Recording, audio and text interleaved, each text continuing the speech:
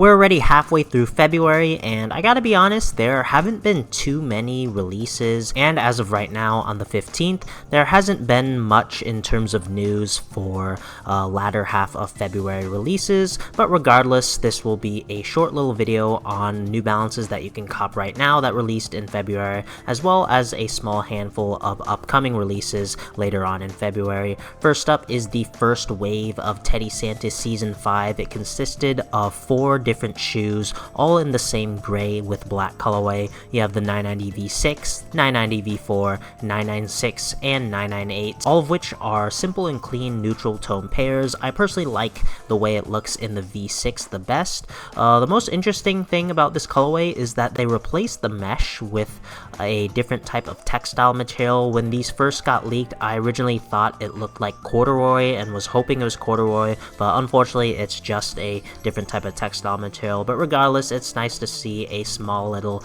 material switch up, and it looks pretty solid in the V4 as well. Again, all 4 shoes are very simple and clean, but none of which were any pairs that I really wanted to run out and buy. I'm personally waiting for the rest of Season 5 to release. There are a lot of solid releases that are upcoming in Season 5, and then next up in terms of releases you can still buy in February is the DTLR Cyan Burst 9060. This is a very fire colorway for the 9060. As you can see, it has sold out in some of the bigger and smaller sizes, but still has a pretty solid size run in the regular sizes.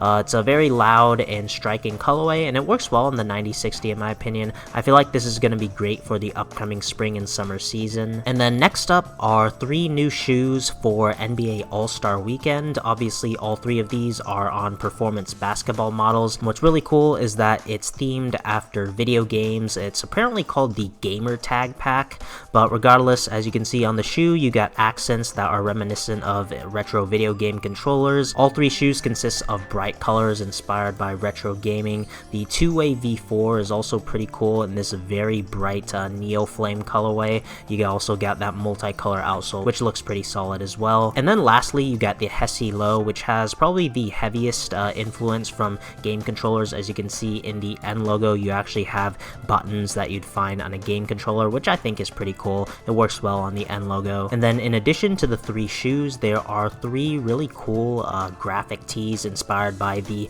gamer tag theme. I personally like this shirt the best. It reminds me of Space Invaders. You got a New Balance box with the various shoes, and then you get the retro New Balance basketball logo on this shirt, and then you get a player select graphic on this shirt as well, all of which are pretty cool. And then lastly, to round up the upcoming New Balances in February, we have the Jown 2002R Gore-Tex collaboration. These are really released on Jown's website. Of course, they were highly sought after and instantly sold out, and according to Sneaker News, they're gonna have a wider release on NewBalance.com on the 22nd, so if you're looking for these, stay tuned for the 22nd. Probably the biggest news that has come out for New Balance during February has got to be their 2 new programs. The first program being the New Balance Reconsidered program, as well as the new early access feature for their launches. I'm going to be making a video going over both of these programs really soon, so be sure to stay tuned for that. And that's going to do it for upcoming New Balances in February 2024.